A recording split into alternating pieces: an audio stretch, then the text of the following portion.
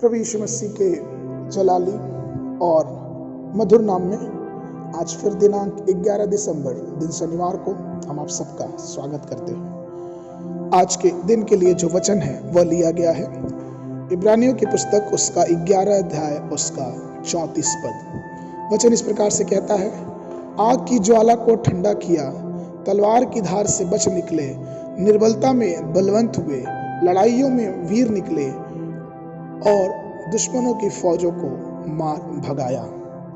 जब हम और आप इस पद को पढ़ते हैं तो हमें ये देखने को मिलता है कि किस प्रकार से परमेश्वर ने अपने लोगों को बहुत ही मुसीबतों से निकाला है, बचाया है। और इन सब पदों को पढ़ने के बाद या यूं कहें कि पूरा अध्याय इब्रानियों का 11 अध्याय पढ़ने के बाद हमें इस बात का सारांश मिलता है कि इन सारे चमत्कारों के पीछे जो मुख्य एक वजह है वह है इन लोगों का विश्वास।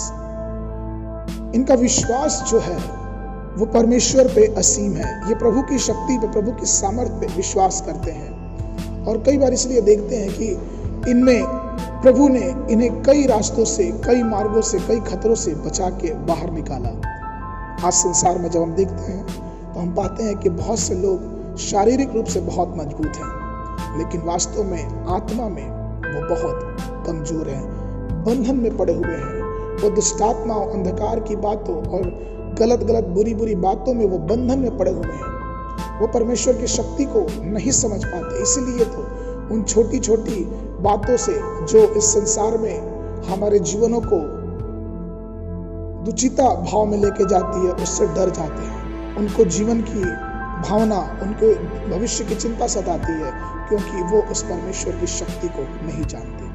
और हमें और आपको, जब हम इस दुनिया में रहते हैं, अगर हम परमेश्वर की शक्ति को जानना चाहते हैं, हमने यीशु को अपना उद्धारकर्ता ग्रहण किया है, हमने यीशु को अपना सब कुछ दिया है, लेकिन फिर भी अगर हमें छोटी छोटी बातों पे हमें चिंता है, तकलीफ है, हम भविष्य की चिंता करते हैं और हर बातों में हम बहुत जल्दी भयभीत हो जाते हैं, तो हमें और आपको जरूरी है कि हम परमेश्वर की सामर्थ्य को, उसकी शक्ति को महसूस करें, उसको जाने कि हमारा परमेश्वर हमें हर एक बातों में, हर एक अंधकार की बातों से निकालने के लिए तैयार है। ऐसे पवित्र शास्त्र कहता है कि जब हम उस पर विश्वास करते हैं तो हमारा विश्वास लज्जित नहीं होता। हम जब हम उसकी तरफ देखते हैं तो हमारा मुंह कभी काला नहीं होता। और शायद इसलिए जब हम एक प्रभु के महान दास पौलुस के विषय में पढ़ते हैं तो ये पाते हैं 2 कुरिन्थियों उसके 10वें अध्याय में कि पौलुस भी शारीरिक रूप से कमजोर था, वो निर्बल था, वो दुर्बल था। उसे हमेशा ही एक बात, जिसने उसको एक कांटा कहा है, उसे तकलीफ देती थी, उसके शरीर की बनावट में कमजोरी थी, या फिर यूं कहे कि वो परेशान था।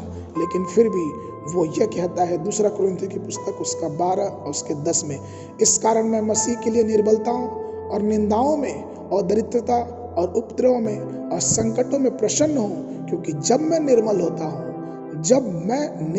हूँ तभी बलवंत होता हूँ। क्या ही प्रभु की सामर्थ्य के एहसास पौलुस ने किया कि उसने कहा कि जब मैं निर्बल होता हूँ तभी मैं अपने आप को बलवंत महसूस करता हूँ।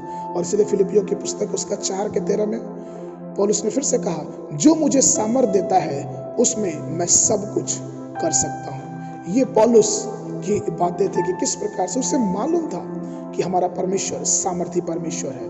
और इसलिए प्रभु यीशु मसीह ने अपने चेलों से कहा, प्रेरितों के काम उसके 1 अध्याय उसके 8वें पद में, कि जब तक तुम सामर्थ्य ना पाओ तब तक तुम ठहरे रहना, क्योंकि प्रभु जानता है कि इस संसार में मेरे प्रियो, प्रभु की सामर्थ्य के बिना हम अपने जीवन का एक कदम भी आगे नहीं बढ़ा सकते। प्रभु की अगुवाई के बिना हम अपने जीवन को नहीं चला सकते।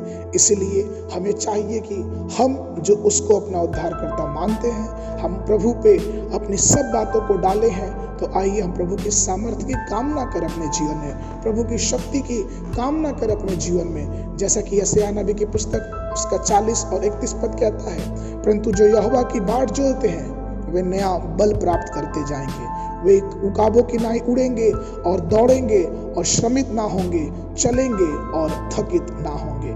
ये परमेश्वर का वादा है। जब हम परमेश्वर की शक्ति की बाट जोहते हैं, उसकी सामर्थ्य की बाट जोहते हैं, तो हमें परमेश्वर एक नई रोशनी, नए बल में और नए आशीषों में लेके चलता है।